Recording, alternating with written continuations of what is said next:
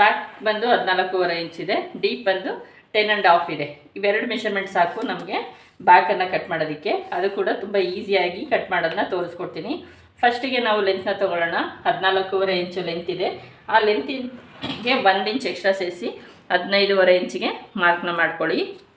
ಈಗ ಇವೆರಡಕ್ಕೂ ಒಂದು ಲೈನ್ಸ್ ಹಾಕ್ಕೊಳ್ಳೋಣ. ಈ ರೀತಿಯಾಗಿ ಲೈನ್ಸ್ನ ಹಾಕ್ಕೊಳ್ಳಿ. ನೀವು ಬ್ಯಾಕಲ್ಲಿ ಏನು ಡಿಪ್ ಇಡ್ತೀರಾ ಅದ್ರ ಮೇಲೆ ಡಿಪೆಂಡ್ ಆಗುತ್ತೆ. ನಾನು ಇದನ್ನು ಶೋಲ್ಡ್ರು ಕ್ಲೋಸ್ ನೆಕ್ಕಲ್ಲಿ ಡ್ರಾಪ್ ನೆಕ್ ಹೇಳಿದ್ದೀನಿ. ಅದಕ್ಕೋಸ್ಕರ ಈಗ ಅದಕ್ಕೆ ನಾವು ಯಾವ ಥರ ಬಿಡ್ತನ್ನ ಇಟ್ಕೋಬೇಕು ಅಂತ ನಿಮಗೆ ತೋರಿಸ್ಕೊಡ್ತೀನಿ. ಈಗ ನೆಕ್ಸ್ಟ್ ಬಂದು ನಮಗೆ ಸುತ್ತಳತೆ ಬೇಕು. ಸುತ್ತಳತೆನ ನಾನು ಯಾವ ರೀತಿ ತೊಗೋತೀನಿ ಅಂದರೆ 9.25 1 ಪಾಯಿಂಟ್ ಇದೆ ಅಂತ ಹೇಳ್ದಂಗೆ ಬ್ಯಾಕ್ ಫ್ರಂಟ್ ಏನಿದೆ ಅದನ್ನೇ ಈಕ್ವಲ್ ಆಗಿ ಬ್ಯಾಕು ಕೂಡ ತೊಗೋತಾ ಇದ್ದೀನಿ. 9.25 1 ಪಾಯಿಂಟಿಗೆ ಮಾರ್ಕ್ನ ಮಾಡ್ತಾ ಇದ್ದೀನಿ.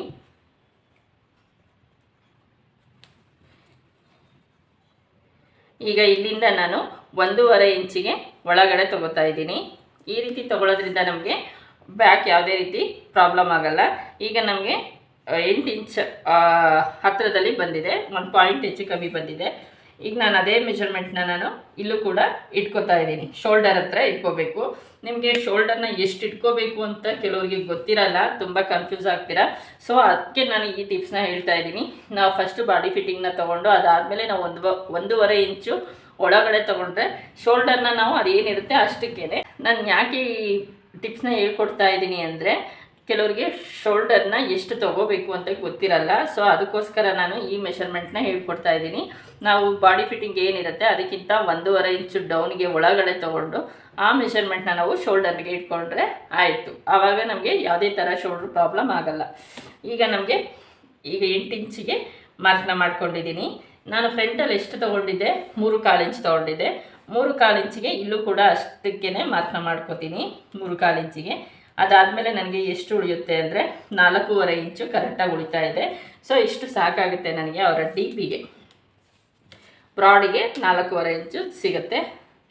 ಸೊ ಈಗ ಅದಾದಮೇಲೆ ನನಗೆ ಇಲ್ಲಿ ಬಂದು ಬ್ಯಾಕ್ ಕ್ಲೋಸ್ ನೆಕ್ಕು ಡ್ರಾಪ್ ನೆಕ್ ಆಗಿರೋದ್ರಿಂದ ನನಗೆ ಇವರಿಗೆ 3 ಇಂಚಿಗೆ ಡೌನ್ನ ಮಾಡ್ಕೋಬೇಕು. ಅದಾದಮೇಲೆ ಅವರ ಡೀಪ್ ಬಂದು 10.5 ಇದೆ. ಇದನ್ನು ನೀವು ಸ್ಟ್ರೈಟಾಗಿ ತೊಗೊಳ್ಳಿ. ಡೀಪ್ ಏನಿದ್ರು ಸ್ಟ್ರೈಟಾಗಿ ತೊಗೊಳ್ಳಿ. ಯಾಕಂದರೆ ಇಲ್ಲಿ ಮೆಷರ್ಮೆಂಟ್ ಹಾಕಿದ್ದೀನಿ ಅಂತ ಕ್ರಾಸಾಗಿ ಇಲ್ಲಿ ತೊಗೊಳಕ್ಕಾಗಲ್ಲ. ಇಲ್ಲಿಂದ ಇಲ್ಲಿ ತೊಗೊಂಡ್ರೆ ನೋಡಿ 11.5 ತೋರಿಸ್ತಾ ಇದೆ. ಅದಕ್ಕೋಸ್ಕರ ಇದನ್ನು ಸ್ಟ್ರೈಟಾಗೇ ಮಾರ್ಕ್ನ ಮಾಡ್ಕೊಡಿ. ಆವಾಗ ಏನೂ ಡಿಫ್ರೆನ್ಸ್ ಆಗಲ್ಲ. ಈಗ ಇದಕ್ಕೂ ಕೂಡ ಮಾರ್ಕ್ನ ಮಾಡ್ಕೊಳ್ಳೋಣ.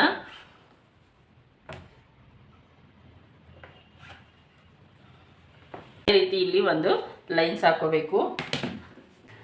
ಇವರ ಬಾಡಿ ಫಿಟ್ಟಿಂಗಿಗೆ ಬ್ರಾಡ್ ಬಂದು 4 ಇಂಚು ಬೇಕಾಗುತ್ತೆ. ಈ 4 ಇಂಚಿಗೆ ಮಾರ್ಕ್ನ ಮಾಡ್ಕೊಳ್ಳಿ.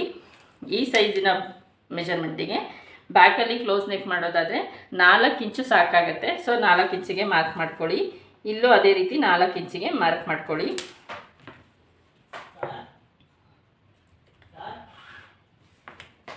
ಈಗ ನೆಕ್ಸ್ಟ್ ಇದಾದಮೇಲೆ ಇಲ್ಲಿ ನಾವು ಏನು ಶೋಲ್ಡರಿಂದ ಆರ್ಮೋನ್ಸ್ ಡೌನ್ ಮಾಡಿದ್ದೀವಿ ಆ ಡೌನಿಗೆ ಮಾರ್ಕ್ ಮಾಡ್ಕೊಳ್ಳಿ.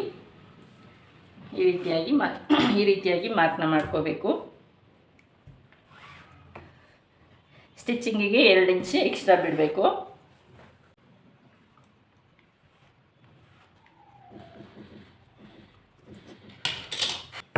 ಈಗ ನಾವಿಲ್ಲಿ 1/2 ಇಂಚಿಗೆ ಕ್ರಾಸಾಗಿ ಮಾರ್ಕ್ ಮಾಡ್ಕೊಳ್ಳೋಣ. ಯಾಕೆ ಅಂತ ಅಂದರೆ ನಮಗೆ ಶೋಲ್ಡರ್ ಕ್ಲೋಸ್ ಬಂದಾಗ ನಾವು 1/4 ಇಂಚು 1/2 ಇಂಚು ಕ್ರಾಸಾಗಿ ತೊಗೊಂಡ್ರೆ ನಮಗೆ ಶೋಲ್ಡರು ಕರೆಕ್ಟಾಗಿ ಕೂತ್ಕೊಳ್ಳುತ್ತೆ.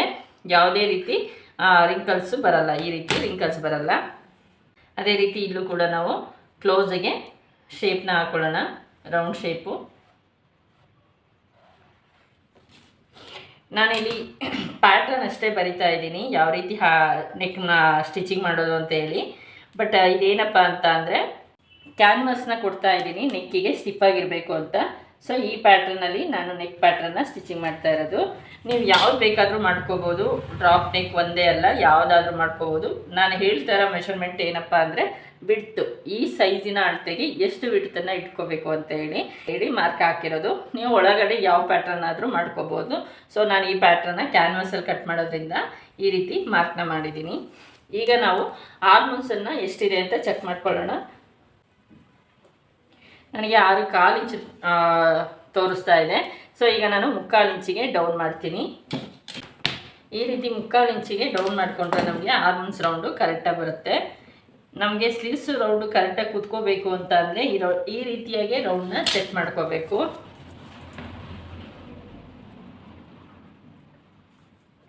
ಈ ರೀತಿ ಚೆಕ್ ಮಾಡಿಕೊಂಡ್ರೆ ನಿಮಗೆ ಬ್ಲೌಸು ಕರೆಕ್ಟಾಗಿ ಕೂರುತ್ತಾ ಇಲ್ವಾ ಅಂತ ನಿಮಗೆ ಗೊತ್ತಾಗುತ್ತೆ. ಅದಾದಮೇಲೆ ನಾನು ನೆಕ್ಸ್ಟು ಡಾಟ್ ಬಂದು ಈ ರೀತಿ ಸೆಂಟ್ರ್ ಮಾಡ್ಕೊಳ್ಳಿ. ಸೆಂಟ್ರ್ ಮಾಡಿ ಮಾರ್ಕ್ ಹಾಕ್ಕೊಂಡು ಈ ಕಡೆ 1/2 ಇಂಚು ಈ ಕಡೆ 1/2 ಇಂಚಿಗೆ ಮಾರ್ಕ್ ಮಾಡ್ಕೊಳ್ಳಿ. ಇಲ್ಲಿ ನಮಗೆ ಈ ಬಿಡ್ತು ಜಾಸ್ತಿ ಇರೋದ್ರಿಂದ 4 ಇಂಚಿಗೆ ಡಾಟಿಗೆ ಮಾರ್ಕ್ ಮಾಡ್ಕೊಳ್ಳಿ. ಇಷ್ಟು ಡಾಟಿನ ಪಾಯಿಂಟು ಈ ರೀತಿಯಾಗಿ ಮಾರ್ಕ್ ಮಾಡ್ಕೋಬೇಕಾಗತ್ತೆ.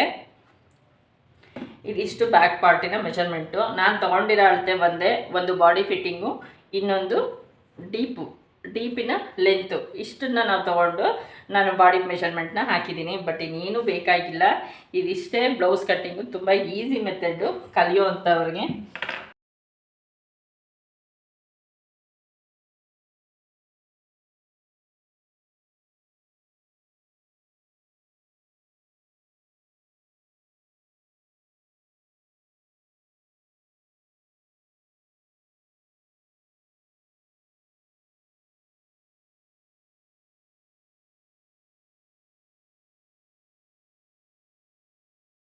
ಒಂದು ಇಂಚ್ ಬಿಟ್ಟಿದ್ದೀನಿ. ಯಾಕೆ ಅಂತ ಅಂದರೆ ನಾನು ಇದನ್ನು ಒಳಗಡೆಗೆ ಕ್ಲೋಸ್ ಮಾಡ್ತಾ ಇದ್ದೀನಿ. ಬೇಕು ಅಂದರೆ ನೀವು ಟ್ಯಾಗ್ ಕೂಡ ಮಾಡ್ಕೋಬೋದು, ಟ್ಯಾಗಿಗೂ ಕೂಡ ಬಟ್ಟೆ ಬಿಟ್ಕೋಬೋದು. ಇದನ್ನು ನಾನು ಎರಡು ಕಡೆಯಿಂದಲೂ ಕಂಪ್ಲೀಟಾಗಿ ಬ್ಯಾಕ್ ಕ್ಲೋಸ್ ಇರೋದ್ರಿಂದ 1 ಇಂಚಿಗೆ ಬಿಟ್ಕೊಂಡು ನಾನು ಮಾರ್ಕ್ನ ಮಾಡಿದ್ದೀನಿ. ನೋಡಿ, ಈ ರೀತಿ 1 ಇಂಚಿದೆ. ಈ 1 ಇಂಚಿಂದ ನನಗೆ ಈ ಬ್ಯಾಕ್ ನೆಕ್ಕಿನ ಪ್ಯಾಟರ್ನ್ಗೆ ಕರೆಕ್ಟಾಗಿ ಸಾಕಾಗುತ್ತೆ. ಸೊ ಇದಿಷ್ಟು ಬ್ಯಾಕ್ ಪಾರ್ಟು.